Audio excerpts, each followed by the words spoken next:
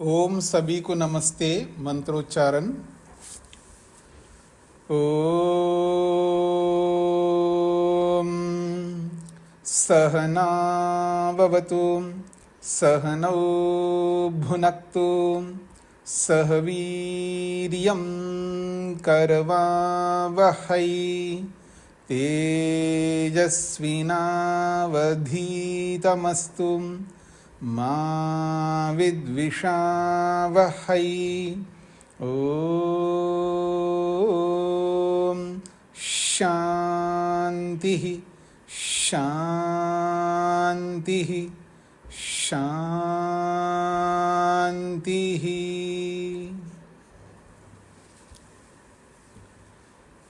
शतपथ ब्राह्मण की कक्षा संख्या 98 है। दूसरे कांड के दूसरे अध्याय का प्रथम ब्राह्मण प्रारंभ होना है। 221 पृष्ठ संख्या है 405।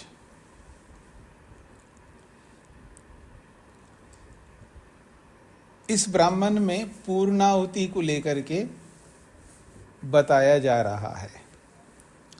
पूर्णाहुति का प्रसंग है।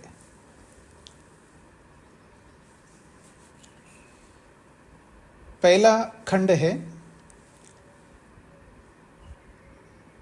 उद्धृत्य आहवनीयं पूर्णाहुतिं जुहोति।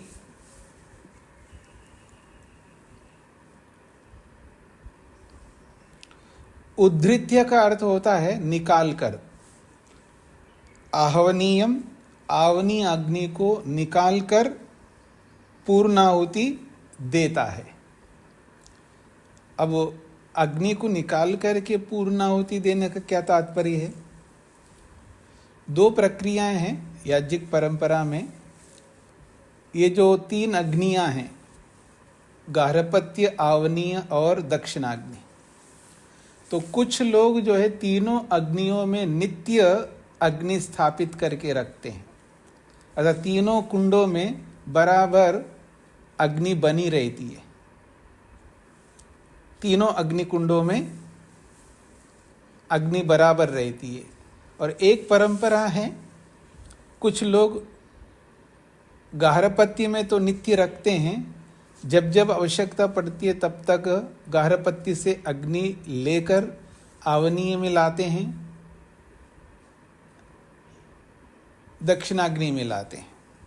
तो जब गार्हपत्य से अग्नि निकालकर आवनीय में लाया जाता है, फिर आवनीय में लाकर के जब पूर्णाहुति की जाती है, उस प्रक्रिया को यहाँ पर बताया जा रहा है। तो उद्धृत्य आहवनीयम पूर्णाहुतिम जुहोति का मतलब है गार्हपत्य से अग्नि निकालकर। उद्धृत्य का मतलब है निकालकर। गार्हपत्य से अग्नि निकालकर आवनीय कुंड में अग्नि स्थापित करके पूर्णाहुति करता है, ऐसा इसका तात्पर्य है। उद्धृत्य आहवनीयम पूर्णाहुतिम जुहोति। आगे कहते हैं तद यत् पूर्णाहुतिम जुहोति आनंदम वा एतद आत्मनो जनयते। तद यत् पूर्णाहुतिम जुहोति, जब वो पूर्णाहुति करता है तो एक प्रकार से अपने आप को आनंदित करता है।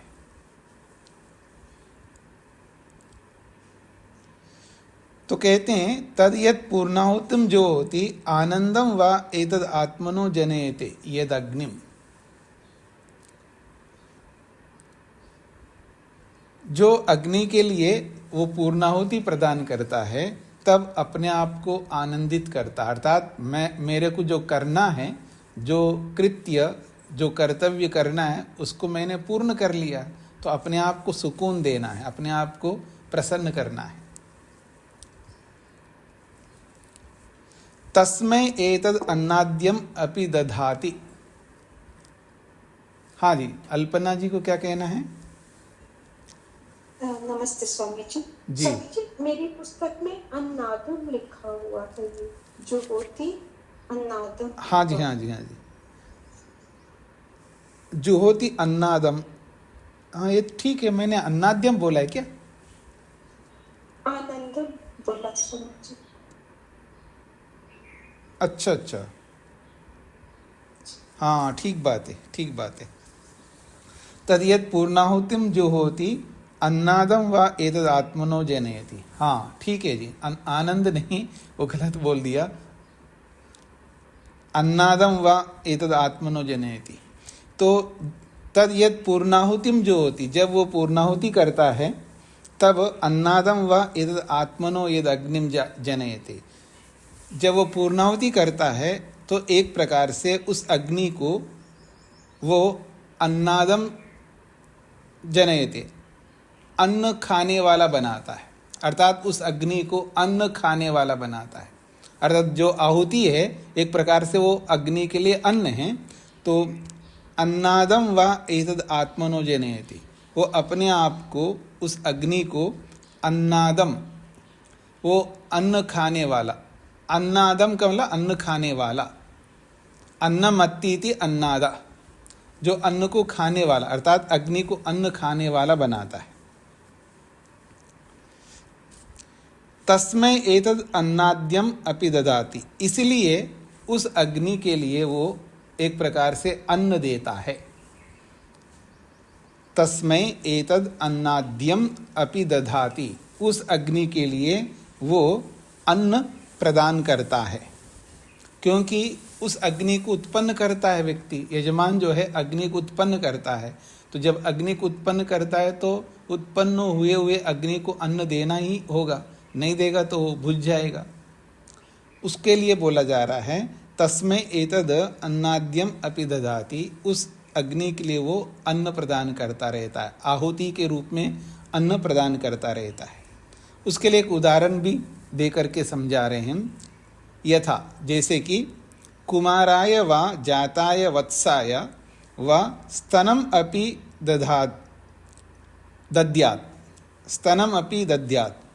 यथा जाताय कुमाराय, जैसे कोई बच्चा उत्पन्न होता है, व अथवा वत्साय, जब गाय का बछड़ा होता है, इन दोनों स्थितियों में स्तनमपि दद्यात्, उसके लिए स्तनपान तो कराना ही होता है। जब बच्चा उत्पन्न हुआ है उसको तो भूख लगेगी लगेगी। तो जैसे उत्पन्न हुए बच्चे को या उत्पन्न हुए उस बछड़े को स्तनमपि दद्यात्, उसको स्तनपान तो देना ही होता है। एवं अस्मै एतद् अन्नाद्यम अपि ददाति, ठीक उसी प्रकार से यजमान भी उस उत्पन्न हुए हुए अग्नि को अन्न देता है। ये इसका तात्पर्य है। शत्रुंजय जी। स्वामी जी, यहाँ पे पूर्णाहुति की चर्चा चल रही है, तो पूर्णाहुति के समय कहाँ अग्नि निकाली जाती है? वो तो बहुत पहले निकाली जा चुकी होती है। तो ये प्रकरण थोड़ा स्पष्ट नहीं हुआ कि पूर्णाहुति के समय क्यों वो कार्यपत्र से अग्नि बनाएगा, निकालेगा। हाँ, ऐसा है कि मैंने अभी बताया था ना कि दो प्रक्रिया हैं कि तीनों, जहाँ अग्नि, तीनों कुंडों में अग्नि बराबर बनी रही थी, तीनों अग्नि कुंडों में नित्य अग्नि को रखा जाता है, वह निकालने की आवश्यकता नहीं होती है। वो तो पहले से अग्नि विराजमान है, बस पूर्णाहुति देना होता है। लेकिन जहाँ पर नित्य अग्नि नहीं रखता है, कोई विकल्प है, तो तीनों कुंडों में अग्नि को बनाए रखना बड़ा मुश्किल होता है व्यक्ति की, इसलिए एक में गारहपत्य अग्नि में ही वो अग्नि को नित्य बना के रखता है। तो दो प्रक्रिया हैं, एक तो तीनों कुंडों में अग्नि को बराबर बनाए रखना, या एक अवन में यानी एक कुंड में अग्नि को नित्य बनाए रखना। तो जिस पक्ष में गारहपत्य में नित्य रहता है, बाकी कुंडों में अग्नि नहीं रहती, तो वहाँ पर अग्नि को ले जा करके गारहपत्य से फिर जो भी करना होता है वो क्रियाएं करते हैं। स्वामी जी, यही बात स्पष्ट नहीं, कोई याग चल रहा है उसमें अग्नि में आहुतियां पहले से ही चल रही होंगी, सिर्फ पूर्णाहुति के लिए अग्नि में आहुति दी जाएगी इसकी संभावना तो है नहीं, उन सब में याग तो चल ही रहा है। नहीं, पीछे आपने नहीं देखा है कि गारहपत्य, पिछले प्रसंग में आप देखिएगा, गारहपत्य से अग्नि को ले जाया जाता अवनी की ओर, और जब गारहपत्य से अग्नि को ले जाया जाता है तो आगे अश्व को रखते हैं। सूरभ पढ़ कर के आए ना हम लोग। जी, तो वो प्रक्रिया प्रक्रिया तो हो चुकी है, तो अब पूर्णाहुति के समय क्यों अतिरिक्त दोबारा ले जाएगा? नहीं नहीं, वो दो प्रक्रिया हैं। एक तो होता है कि अग्नि ले जा करके वहाँ पर वो प्रक्रिया को बताना, और एक होता है पहले भविष्य में होने वाली क्रिया को पहले बता देते हैं, फिर वो प्रक्रिया चलाते हैं, जैसे पिक्चरों में दिखाते हैं। जी जी जी, आगे बढ़ता हूँ जी। दूसरा खंड है, स एतेन अन्नेन शान्तः उत्तराणि अविंशी श्रप्यमानानि उपरमति। स एतेन अन्नेन शांता, वह जो अग्नि है इस पूर्णाहुति रूपी अन्न से शांतः तृप्त हो जाती है या तृप्त हो जाता है।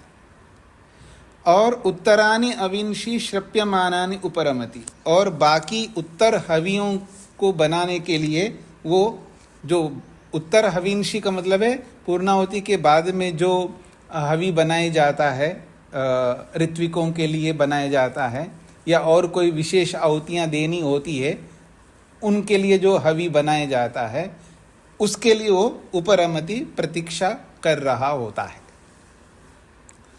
शश्वद व अध्वर्युम व यजमानु व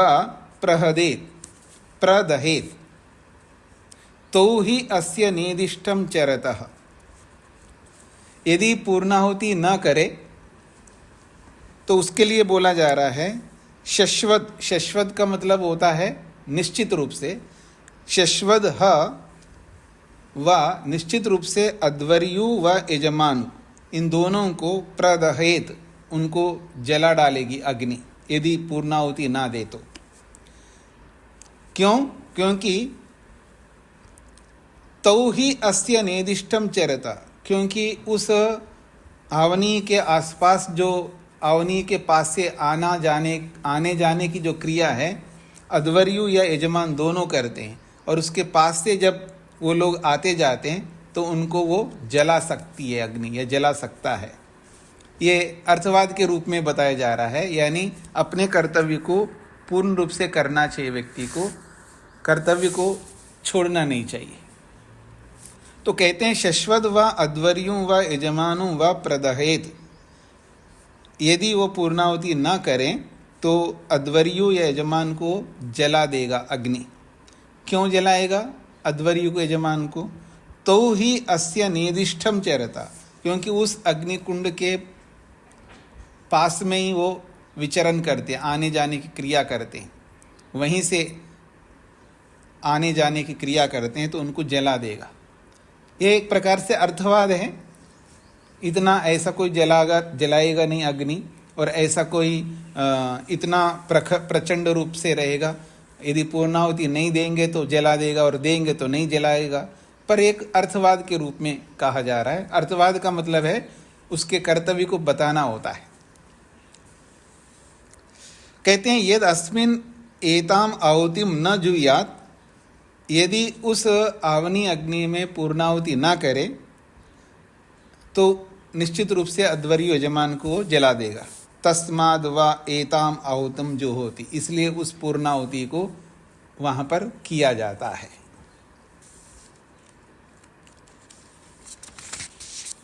तीसरा खंड है, ताम वै पूर्णाम जो होती, जो पूर्णाहुति दी जाती है, ताम उस आहुति को, पूर्णाम जो होती, शुरुआ को पूरा भर करके ही दिया जाता है। सर्वं वै पूर्णम स्वाहा कह करके उस पूर्णाहुति को दिया जाता है। तो सर्वं वै पूर्णम को स्पष्ट कर रहे हैं, सर्वेन एनम एतशमयति स्वाहाकारेण जुहोति। तो सर्वेन एनम एतशमयति, पूर्णता से ही इस अग्नि को शांत किया जाता है। अर्थात अग्नि की जो भूख है उसको पूर्णता से ही तृप्त किया जाता है। अर्थात पूर्ण करके आहुति देने पर ही उस अग्नि को तृप्त किया जाता है, जो कि स्वाहाकारेण, स्वाहाकार के माध्यम से शुरुआ को पूरा भर करके ही आहुति दी जानी चाहिए। उसी से ही उस पूर्णता से ही वो अग्नि शांत होती है, तृप्त होती है, इसका तात्पर्य है। अनिरुक्तो वै स्वाहाकारा, ये जो स्वाहाकार जो है वो अनिरुक्त है। अनिरुक्त का मतलब है अपरिमित है। एक होता है बताने योग्य को निरुक्त कहते हैं, और अनिरुक्त का मतलब है जो बताने योग्य नहीं है। अनेक स्थलों पर अनिरुक्त शब्द आता है, उपनिषद में भी आता है और यहाँ पर भी आया है।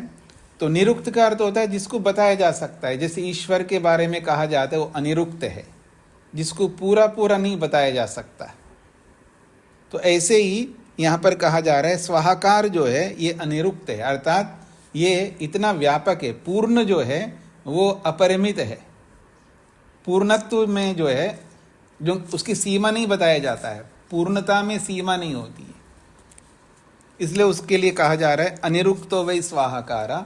ये जो स्वाहाकार की जो आहुति है वो अनिरुक्त है, अपरिमित है, असीमित है, इसका तात्पर्य है। सर्वं व अनिरुक्तम सर्वेन एनम एतश्यमेति। सर्वं व अनिरुक्तम, जो सर्वम है, पूर्णता जो है वो अपरिमित है, जिसको नापा नहीं जा सकता है, उसी को अपरिमित कहते हैं, उसी को सर्वम कहते हैं। तो सर्वम व अनिरुक्तम, ये जो अनिरुक्त है वो सर्वम है। सर्वम को ही अनिरुक्त कहा जा रहा है, अपरिमित कहा जा रहा है। सर्वेन एनम एतश्यमयति, इस संपूर्णता से ही उस अग्नि को तृप्त किया जाता है, ये इसका तात्पर्य है।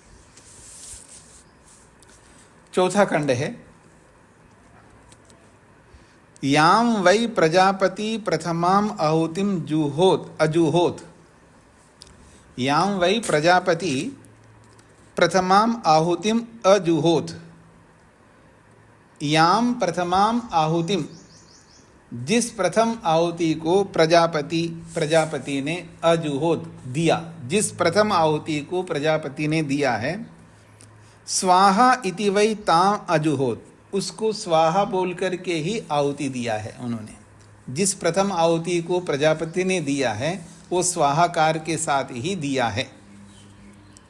सो स्विद एषा निदानेन तस्मात् स्वाहा इति जुहोति। तो वह स्विद निश्चित रूप से एषा, ये जो आहुति है, निदानेन, निदानेन का मतलब है उस पूर्णता को पाने के लिए, उस फल को प्राप्त करने के लिए ही वो सर्वम वै पूर्णम कह करके या स्वाहाकार के माध्यम से देता है। पूर्णता को पाने के लिए, उत्तम फल को पाने के लिए वो ऐसा स्वाहाकार का उच्चारण करता है। तस्मात् स्वाहा इति जुहोति, इसलिए स्वाहा कह करके वो आहुति प्रदान करता है।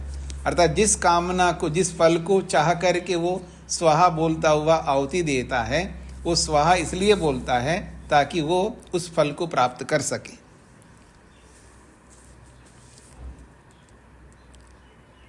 आगे कहते हैं तस्याम वरम ददाति, और स्वाहा बोल करके एक प्रकार से पूर्ण आहुति देता है।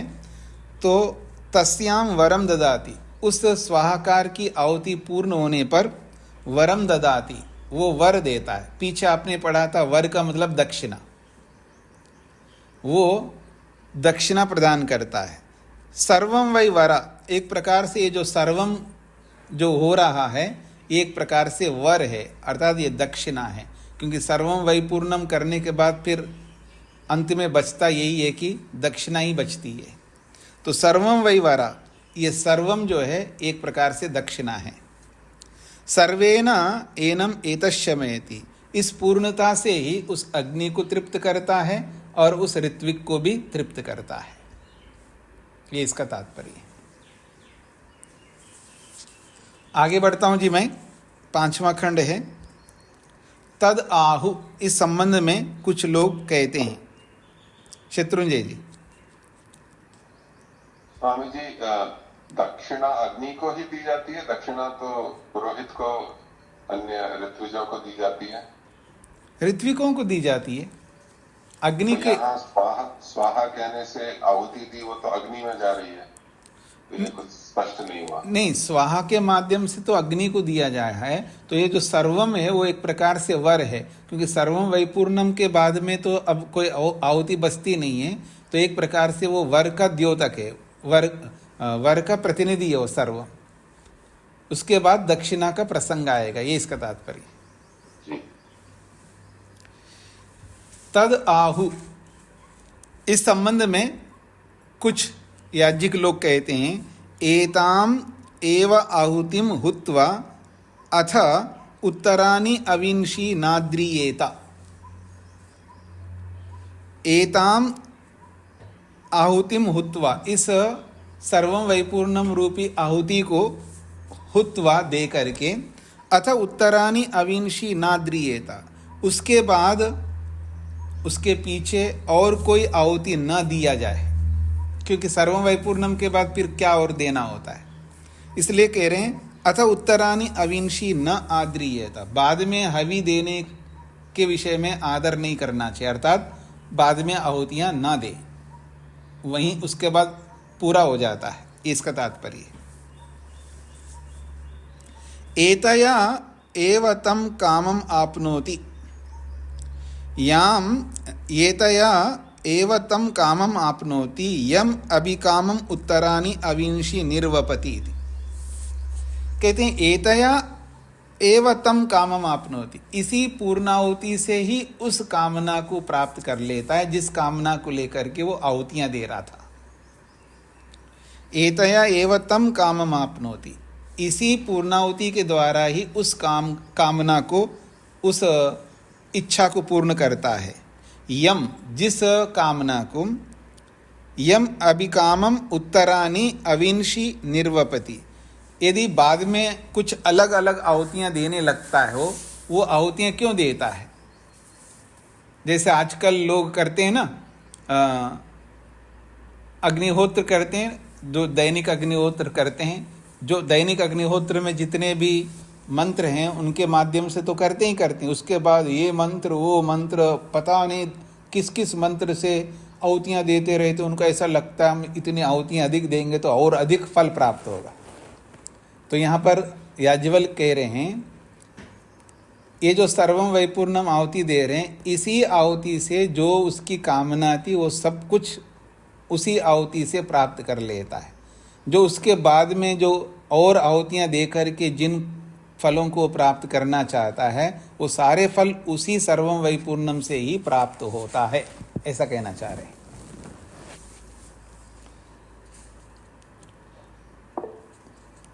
हाँ जी, शत्रुंजय जी।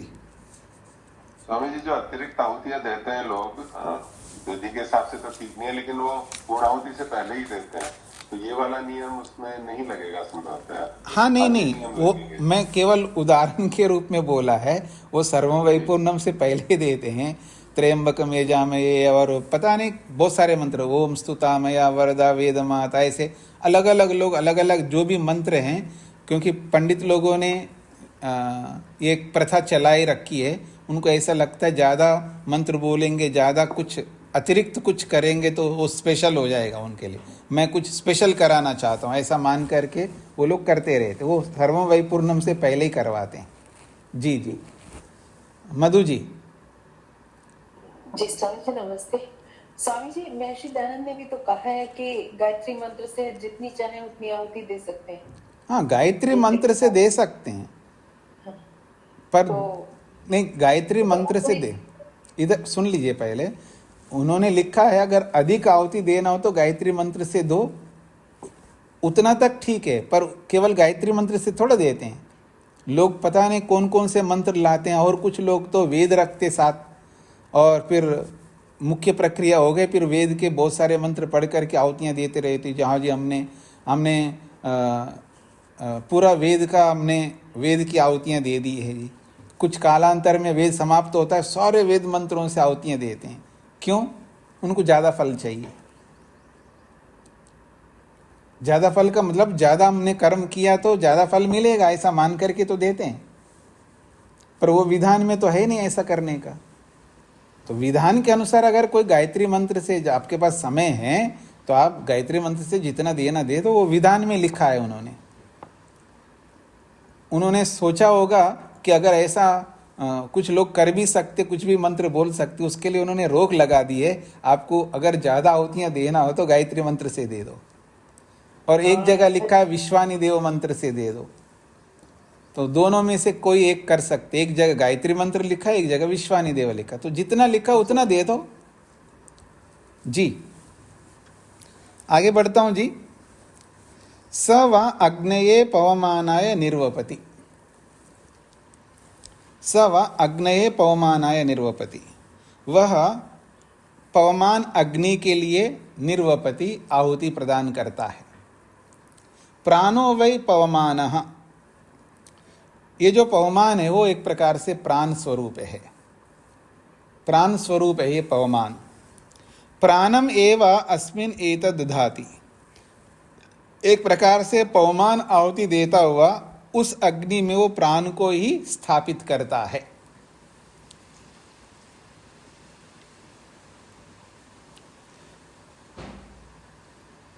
तद एतया एव अस्मिन् एतद् ददाति अन्नम ही प्राणो अन्नम एषा आहुति।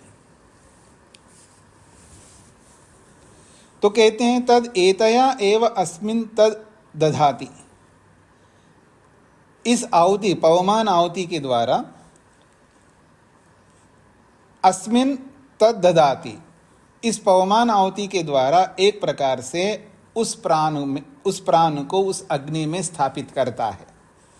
अन्नम ही प्राणः, और ये जो प्राण है वो अन्न स्वरूप है। अन्नम एषा आहुति, ये जो आहुति है पवमान आहुति है, एक प्रकार से वो अन्न रूपी आहुति है जो अग्नि को प्रदान करता है। 7वां खंड है अथ अग्नये पावकाय निर्वपति, अब पवित्र करने वाले पावक अग्नि के लिए आहुति प्रदान करता है। अन्नम वै पावकम, जिसको आप पावक कह रहे हो वो अन्न ही है पावक। अन्नम एव अस्मिन् एतद् ददाति, उस अग्नि में एक प्रकार से अन्न को ही प्रदान कर रहा है। तद्वा एतया अस्मिन् तद् दधाति, वो उस अग्नि में एक प्रकार से वो पावक रूपी अन्न को ही स्थापित करता है। एषा ही एव प्रत्यक्षम अन्नम आहुति, ये एक प्रकार से प्रत्यक्ष अन्न रूपी आहुति है जो अग्नि को दे रहा होता है। फिर कहा अथ अग्नये शुचये निर्वपति, जो पवित्र करने वाली, जो शुद्ध करने वाली अग्नि है या शुद्ध करने वाला अग्नि है, जो शुचि नामक अग्नि के लिए निर्वपति आहुति प्रदान करता है।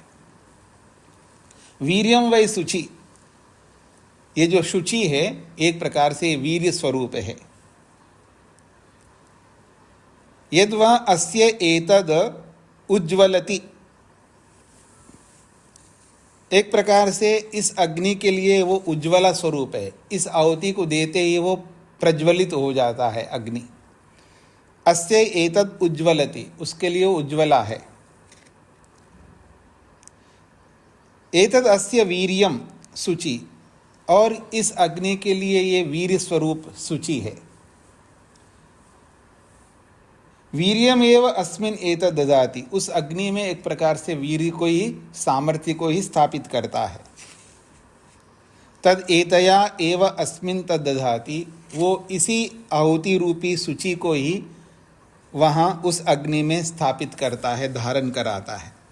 एदा ही एव अस्मिन् एताम आहुतिम जुहोति अतः अस्य एतद् वीर्यम शुचि उज्ज्वलति, जब उस अग्नि में इस आहुति को प्रदान करता है, अतः अस्य एतद् वीर्यम शुचि उज्ज्वलति, वो वीर्य रूपी शुचि को ही उज्ज्वलित करता है, प्रज्वलित करता है।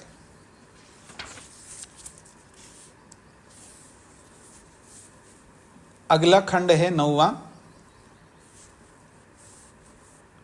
तो यहां पर 3 बातें कही जी, पवमान अग्नि, पावक अग्नि और शुचि अग्नि, 3 नाम दिए हैं और इन तीनों को लेकर के आगे बताएंगे।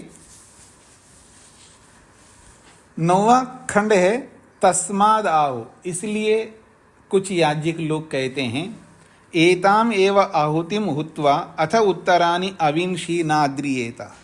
इन सब आहुतियों को दे करके, ये जो पवमान अग्नि है, पावक अग्नि है, शुचि अग्नि है, इन सब आहुतियों को देने के बाद में एताम एव आहुतिम हुत्वा, इसी आहुति को दे करके, अब इसी आहुति का मतलब है पूर्ण आहुति को दे करके, उत्तरानी अविंशी न अद्रियता, बाकी बाद में हवियों को देने का सोच नहीं रखना चाहिए, यानी पूर्णाहुति के बाद में और भी कुछ आहुतियाँ देने के लिए विचारना नहीं चाहिए, उसका आदर नहीं करना चाहिए। एतया एव तम कामम आपनोति यम अभिकामम उत्तरानि अविंशी निर्वपति। जिन आहुतियों को बाद में देने की इच्छा करता है व्यक्ति, उन आहुतियों से जो फल प्राप्त होता है वही फल इस पूर्णाहुति से ही प्राप्त हो जाएगा। तद निर्वपेद एव उत्तरानि अविंशी परोक्षम इव व एतद यद अधः तद इदम इति इव। तो कहते हैं तद निर्वपेद एव उत्तरानि अविंशी परोक्षमिव। कहते हैं तद निर्वपेद उत्तरानि अविंशी, अगर किसी को बाद वाली आहुतियाँ देनी है तो दे दे, परोक्षमिव, उसको परोक्ष बना करके, अर्थात उसका अंग ना बना करके। ये जो पूर्णाहुति करके जो जिस अग्नि को हमने जिस यज्ञ को पूर्ण किया है उसका अंग न बना करके, परोक्ष अर्थात अतिरिक्त मान करके अगर कोई देना चाहे दे सकता है।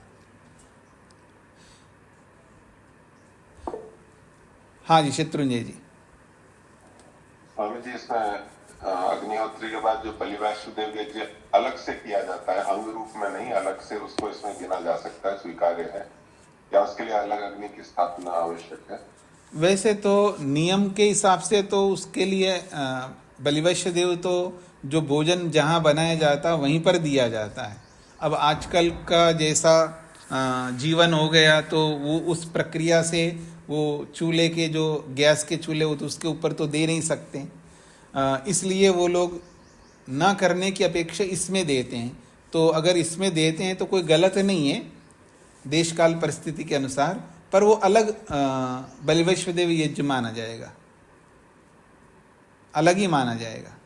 और कोई कहे ये बिल्कुल गलत है तो ठीक है, एक ही कुंड में आप वो पूर्णाहुति दे दी, हम अलग मान करके अगर दे रहे हैं तो उस रूप में गलत नहीं होगा, देश काल परिस्थिति के अनुसार देखेंगे। हाँ, अगर किसी कोई करता है, एक छोटा सा हवन कुंड बनाता है और उसमें छोटी छोटी समिधाएं रख करके बलिवैष्णुदेव यज्ञ की आहुतियाँ उस अलग यज्ञ कुंड में भी देता है, ऐसा देने वाले भी कुछ लोग हैं।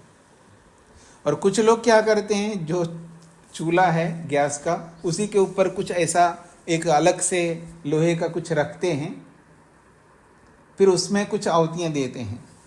तो अलग अलग लोग हैं, अब गलत सही तो कुछ हम कह नहीं सकते, आजकल जैसा चल रहा है उसके अनुसार हम कर सकते हैं। जैसे स्वामी दयानंद सरस्वती जी ने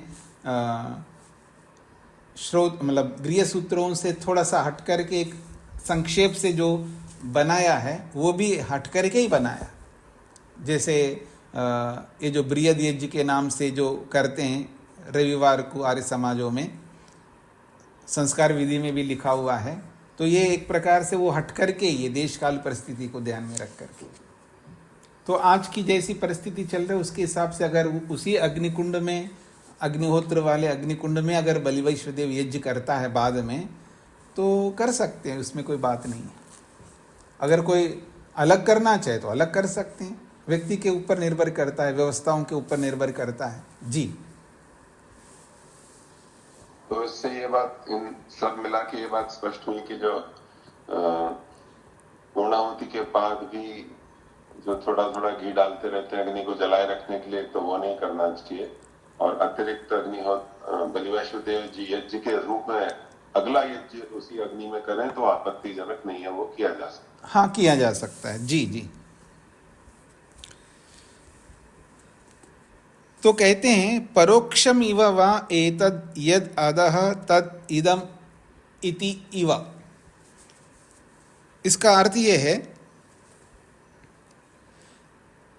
पूर्णाहुति में जो भी हम पूर्णाहुति में जो भी करते हैं, क्योंकि वो उसको संपूर्णता की ओर ले जाने के लिए पूर्णाहुति करते हैं, तो जो जो परोक्ष होता है, यानी जो जो फल जिस जिस फल को ध्यान में रख करके, जैसे प्रजापति अग्नये स्वाहा, प्रजापतये स्वाहा, सोमाय स्वाहा, जो भी आहुतियाँ हम देते हैं, वो जो आहुतियाँ देते हैं उसका फल जो है प्रत्यक्ष हमको रहता, हम इसी फल को उद्देश्य बना करके दे रहे हैं।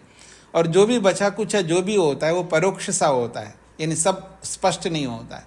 तो इसलिए कह रहे हैं जो बाद में जो आहुतियाँ जो दी जाती है परोक्षमी वावा, वो परोक्ष से होते हैं, अर्थात उसका जो फल है वो प्रत्यक्ष सा नहीं होता है।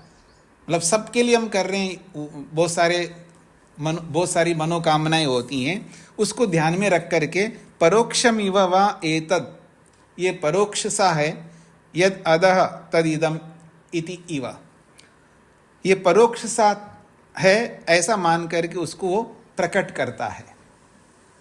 तद यद अदह, ये यह जो भी आहुति देते हैं बाद में अलग अलग उद्देश्यों को लेकर के, वो एक प्रकार से परोक्ष सा होता है, उस परोक्ष फल को ध्यान में रख करके किया जाता है, ऐसा इसका तात्पर्य है। हाँ जी, चंद्रा जी। जी नमस्कार स्वामी जी। जी। जैसे किसी की कोई कामना ना हो, इच्छा ना हो, बिना इच्छा के ही अगर वो हवन या आहुति दे रहा हो, तो उसको क्या परिणाम मिलेगा? नहीं, कोई कामना ना हो तो फिर क्यों दे रहा है? क्योंकि जब आहुति देता है तो किसी न किसी कामना को रख करके देता है। बिना कामना के कोई भी व्यक्ति काम नहीं करता है। ऐसे भी दे सकता है कि नहीं सब देते हैं तो मुझे भी देना चाहिए, नहीं, अच्छा काम है। नहीं, मतलब अच्छा काम है बोल रहा है ना व्यक्ति, अच्छा काम है का मतलब उसका फल होता है ना, मतलब कामना है, केवल अच्छा मान करके नहीं दे रहा, उस अच्छे के पीछे कामना होती है, ये अलग बात है। उसकी कामना अभिव्यक्त नहीं हो रही है, अथवा वो अभिव्यक्त नहीं कर पा रहा है, प्रकट नहीं कर पा रहा है, लेकिन कामना तो होती है ना। बिना कामना का कोई मंदोपि न प्रवर्तते, मंद बुद्धि वाला व्यक्ति भी बिना कामना के कोई कर्म नहीं करता है। ये तो समझदार आदमी दे रहा है आहुति।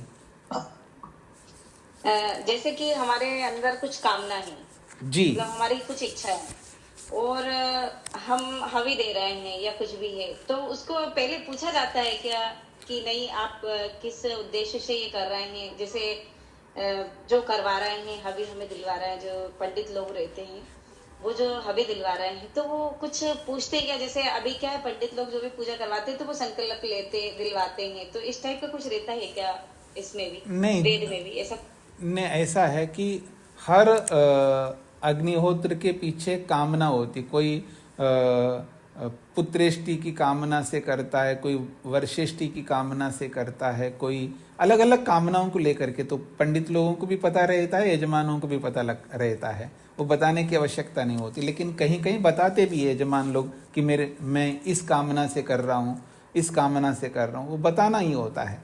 और नहीं बताओगे तो भी वो जो पंडित है वो इतना जानता है, उसको पता रहता है वो इस कामना से कर रहा है। जैसे हाँ जी मेरे को हवन कराना है जी, मैं दुकान कर रहा हूँ, नया दुकान शुरू कर रहा हूँ, अब उसको बताने की आवश्यकता नहीं है, उसको पता है पंडित को ये क्यों हवन करवा रहा है।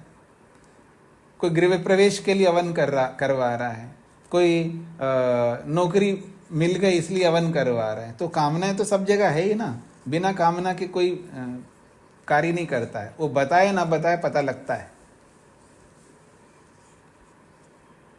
जैसे कि मेरी इच्छा कुछ है जी, और मुझे हवन करवाना है, मतलब यज्ञ करवाना है, तो मुझे अगर मैंने पंडित को नहीं बताया, पंडित जी जो भी करवा रहे हैं उनको अगर मैंने नहीं बताया, तो मुझे क्या देवों को बताना रहेगा कि नहीं मेरे मन में जो भाव है वो परमात्मा को पता है, उनको ईश्वर को पता है, तो ऑटोमेटिक हो जाएगा? ऐसा कुछ है कि मतलब क्या, मतलब या तो मेरे कहने में समझ में नहीं आ रहा है या फिर आपको शायद मेरे शब्द समझ में नहीं आ रहा है। नहीं आप मत बताइएगा, आप नहीं बताएंगे तो भी पता लगेगा ना, क्योंकि आपने पीछे नहीं देखा होगा ना, श्रुत ग्रंथ हम पढ़ रहे थे, तो जहाँ कोई इच्छा अभिव्यक्त नहीं होती, किसके लिए हवन किया जा रहा है, यह वहाँ लिखा नहीं है कि ये किस लिए ये हवन हो रहा है, तो वहाँ पर सब जगह जहाँ पता नहीं लगता वो सब स्वर्ग के लिए होता है, ऐसा बताया है।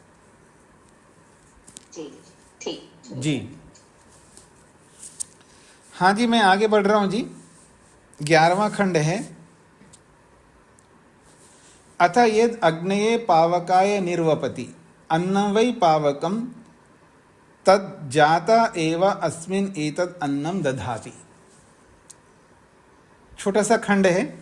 अथ यद अग्नये पावकाय निर्वपति, जो पीछे बोला जाता है उसी को यहाँ पर स्पष्ट किया जा रहा है। अब जो जिस अग्नि पावक के लिए आहुति प्रदान करता है, अन्नम वै पावकम, अन्न ही वहाँ पर पावक है।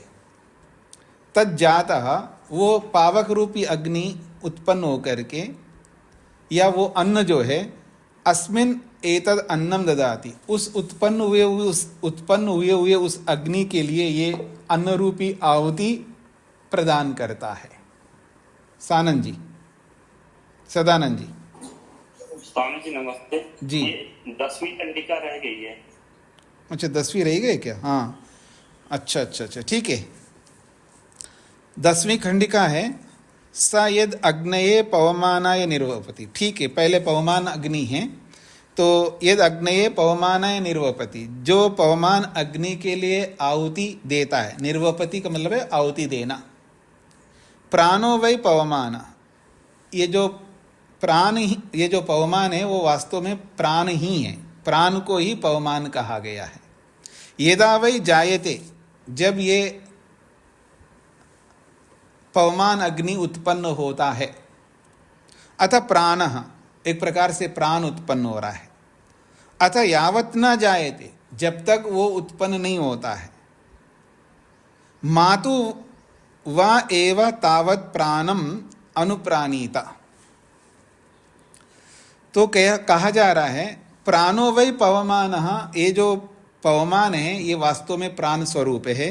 यदा वै जायते, यहाँ से कुछ और कहना चाह रहे हैं। यदा वै जायते, जब कोई बच्चा उत्पन्न होता है, अतः प्राण, तब वो प्राण लेने लगता है, अर्थात बाहर से प्राण ग्रहण करने लगता है। अतः यावत न जायते, जब तक वो उत्पन्न नहीं होता है, अर्थात माता के गर्भ में रहता है। तो जब माता के गर्भ में रहता है, मातु वै एव तावत प्राणम अनुप्राणित, वो माता के माध्यम से ही प्राण को ग्रहण कर रहा था। अर्थात माता की ओर से माँ प्राण ले रही है, तो माता ने जिस प्राण को लिया उस प्राण को वो ले रहा होता है। और जब पैदा होता है तो बाहर स्वतंत्र रूप से प्राण ले रहा होता है।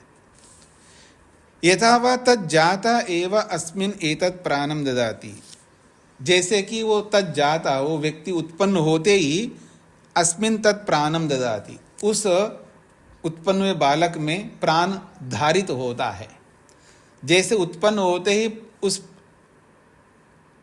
बालक में बाहर का प्राण धारित होता है, ऐसे ही ये जो पवमान अग्नि के लिए जो आहुति दिया जा रहा है, उस अग्नि को जो आहुति दिया जा रहा है, वो आहुति ही उसके लिए एक प्रकार से प्राण के रूप में बन करके उसको प्राप्त होता है। ये इसका तात्पर्य। ऐसा ही आगे के दोनों अग्नियों के लिए भी समझना है। 11वें खंड में पावक अग्नि के लिए बोला जा रहा है। अथ यद अग्नेय पावकाय निर्वपति, जो अग्नि पावक अग्नि के लिए जो आहुति प्रदान की जाती है, अन्नम वै पावकम, एक प्रकार से वो अन्न ही पावक है, अर्थात उस पावक अग्नि के लिए अन्न के रूप में आहुति दी जाती है। तद जाता एव अस्मिन एतद अन्नम ददाति, जैसे वो पावक अग्नि उत्पन्न होती है, तभी उसके लिए ये पावक अग्नि को अन्न रूपी आहुति दी जाती है। अथ यद अग्नये शुचये निर्वपति, शुचि अग्नि के लिए जब आहुति दी जाती है, वीर्यम वै शुचि, यहाँ शुचि जो है वो वीर्य को कहा गया है। यदा वा अन्नेन वर्धते, जब अन्न रूपी जो आहुति है उस आहुति को देते ही वो शुचि रूपी अग्नि बढ़ता है। अतः वीर्यम, एक प्रकार से उसका वीर ही बढ़ता है। यद अन्नेन एव एनम एतद वर्धयित्वा, उस अन्नरूपी आहुति दे करके ही उस अग्नि को बढ़ा करके, अथ अस्मिन एतद वीर्यम शुचि ददाति, एक प्रकार से उस अग्नि में वीर रूपी शुचि को धारण किया जाता है। तस्मात् अग्नये शुचये, इसलिए उस अग्नि शुचि के लिए आहुति रूपी अन्न को दिया जाता है। 13वां खंड। तद एतद एव सद विपर्यस्तम इव, तद एतद एव सद विपर्यस्तम इव। विपर्यस्तम इव का मतलब एक प्रकार से ये इसको उल्टा किया जा रहा है, अर्थात एक उचित सा नहीं है। विपर्यस्तम इव, उचित सा नहीं है। क्या उचित सा नहीं है? अग्निर्हा यत्र देवेभ्यो मनुष्यान अभ्युपावर्तते, अग्नि स्वयं जो है वो देवों से चल करके, देवों के स्थान से चल करके मनुष्यान अभ्युपावर्तते, मनुष्यों के पास पहुंचती है। अग्नि देवों से चल करके, अग्नि हाँ यत्र देवेभ्यः, अग्नि जो है जहां देवों से चल करके मनुष्यों के प्रति अभ्युपावर्तते। स्वामी जी आपकी आवाज नहीं आ रही है। अच्छा अच्छा अच्छा,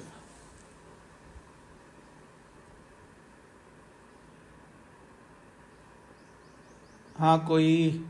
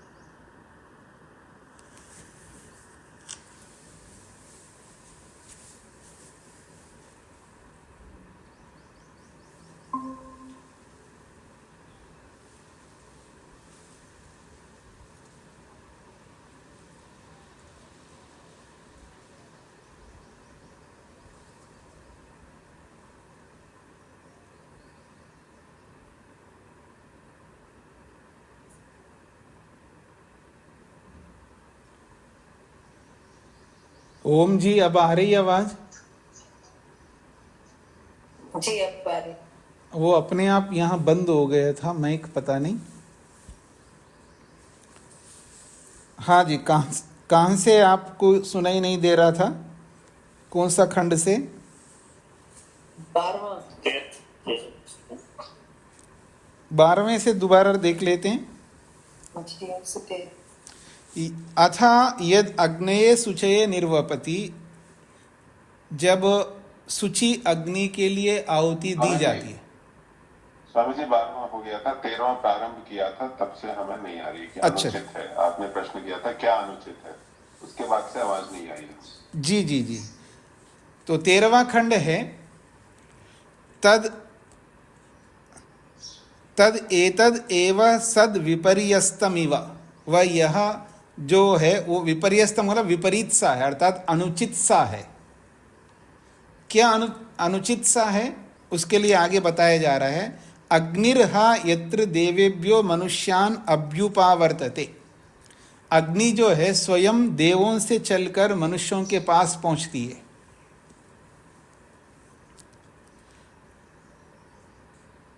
तद ईक्षान चक्रे, फिर उस अग्नि ने ईक्षण किया, विचार किया, मनुष्यों के पास पहुंच करके उस अग्नि ने विचार किया। माँ एव सर्वेन आत्मना मनुष्यान अभ्युपावृतम इति। मैं पूर्ण रूप से मनुष्यों के पास नहीं जा सकती हूँ या नहीं जा सकता हूँ। अर्थात एक तो पूर्णता से मैं मनुष्यों के पास चला जाऊंगा तो वो मनुष्य उसको सहन नहीं कर पाएंगे। माँ एव सर्वेन आत्मना, सर्वेन आत्मना का मतलब संपूर्ण रूप से, मैं संपूर्ण रूप से मनुष्यान अभ्युपावृतम, मैं संपूर्ण रूप से मनुष्यों के पास नहीं जा सकता हूं। जितना मेरा पावर है, जितना सामर्थ्य है मुझे अग्नि में, मैं पूर्णता से मनुष्यों के पास नहीं जा सकता हूं। ऐसा उस अग्नि ने सोचा है। यही विपर्यस्तमिवा है, एक प्रकार से अनुचित सा है। मतलब अनुचित नहीं है, अनुचित सा है, मानो एक प्रकार से अनुचित जैसा है कि वो अग्नि आई तो हमारे पास अग्नि तो आ गया, लेकिन पूर्ण रूप से नहीं आया। एक प्रकार से मानो अनुचित सा है, पर ऐसा करना ही अग्नि के लिए उचित है। पूर्ण रूप से आ जाएं तो हम सहन नहीं कर पाएंगे। तो उसने एक नियम किया है अग्नि ने, स एताह तिस्र तनुः, उसने 3 शरीर अपने आप को बना लिया, यानी 3 शरीर बना लिया अपने। येषु लोकेषु विन्यधत्ता, और अपने आप को 3 शरीरों में विभक्त करके ये जो 3 लोक है, पृथ्वी लोक, अंतरिक्ष लोक, द्युलोक, और अपने आप को तीनों लोकों में स्थापित कर लिया उसने। यद अस्य पवमानम रूपम आसीत तद अस्याम पृथिव्याम न्यदधत।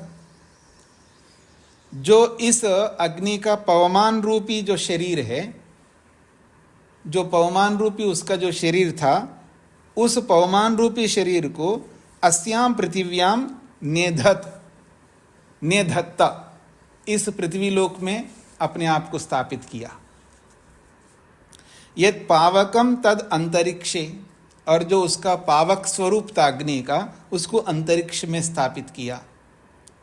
अथ यद शुचि तद दिवि, और उसका जो शुचि स्वरूप था अग्नि का, उसको द्युलोक में स्थापित कर दिया। तद्वा ऋषया प्रतिबुबुधिरे, जिस समय ये अग्नि अपने आप को 3 रूपों में बांट करके तीनों लोकों में स्थापित कर रहा था, उस स्थिति को उस समय के ऋषि लोगों ने अनुभव किया। अरे, अग्नि ने अपने आप को 3 विभागों में विभक्त करके तीनों लोकों में स्थापित कर रहा है, ऐसा ऋषियों ने अनुभव किया। तद्वा ऋषया प्रतिबुबुधिरे, उस स्थिति में उस समय जो ऋषि लोग थे उन्होंने इस बात को जाना। यावु तर्रि ऋषया आसु असर्वेन वै न आत्मानम अग्नि उपावृतत इति। तो कहते हैं यहु तद ऋषया, येहु तद ऋषया, जो ये ऋषि लोग हैं वो येहु तर्री ऋषय आसु, जो उस समय ऋषि लोग थे उन्होंने ये सोचा है असर्वेन वै न आत्मानम अग्नि अभ्युपावृतत इति, वो अग्नि संपूर्ण रूप से मनुष्यों के पास नहीं पहुंच पाया। इति तस्मात् एतानि अविंशी निर्वपन, इसलिए इन 3 प्रकार के हवियों का निर्वापन किया जाता है, अर्थात 3 प्रकार से अग्नि को आहुतियाँ दी जाती है, एक पवमान के रूप में, एक पावक के रूप में और एक सूची के रूप में। क्योंकि अग्नि अपने आप को पूर्ण रूप से मनुष्यों के पास नहीं पहुंच पाई, इसलिए उसकी अग्नि की पूर्णता के लिए 3 अग्नियों की आहुतियाँ दी जाती है, ऐसे इसका तात्पर्य है।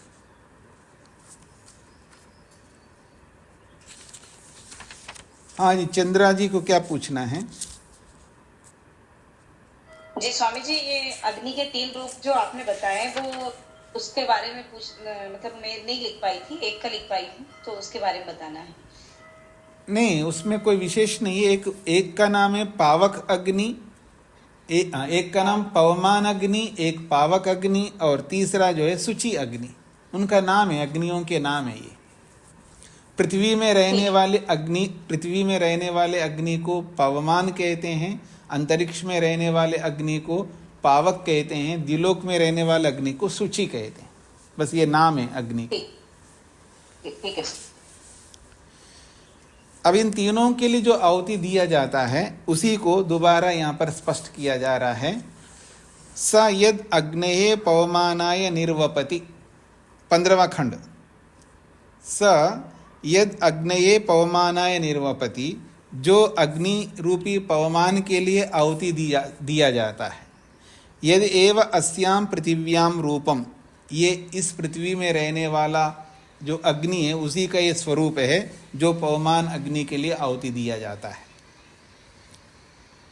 तदेव अस्य एतेन आपनोति, उस आहुति के माध्यम से उस पवमान अग्नि को वो प्राप्त करता है।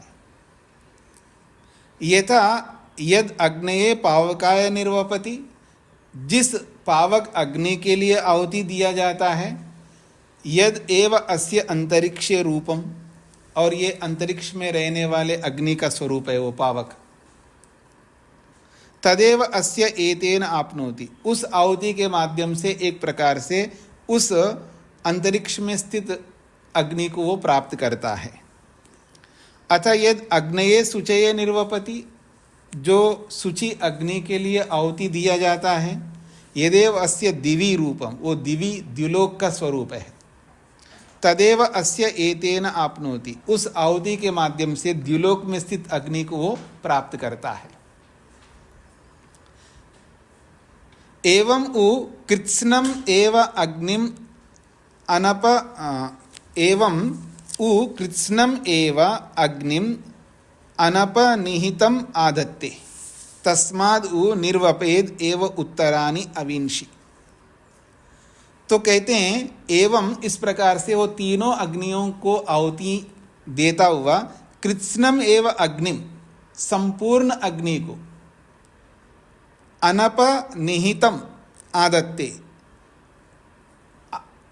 अनपनिहितम का मतलब है अविकल, यानी परिपूर्ण अग्नि को वो प्राप्त करता है। तस्मात्, इसलिए निर्वपेद एव उत्तरानि अविंशी, इसलिए बाद वाली आहुतियां भी देनी चाहिए ताकि तीनों अग्नियों को वो पा सके, इसका ये तात्पर्य है।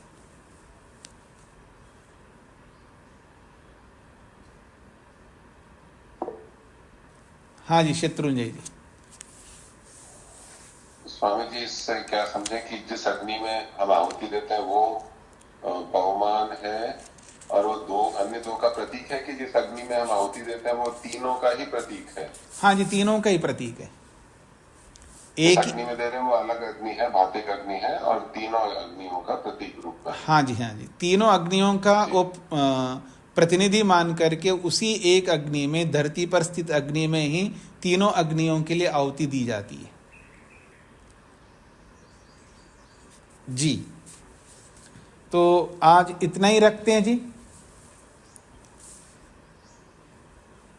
ओम शांति शांति शांति। सभी को नमस्ते।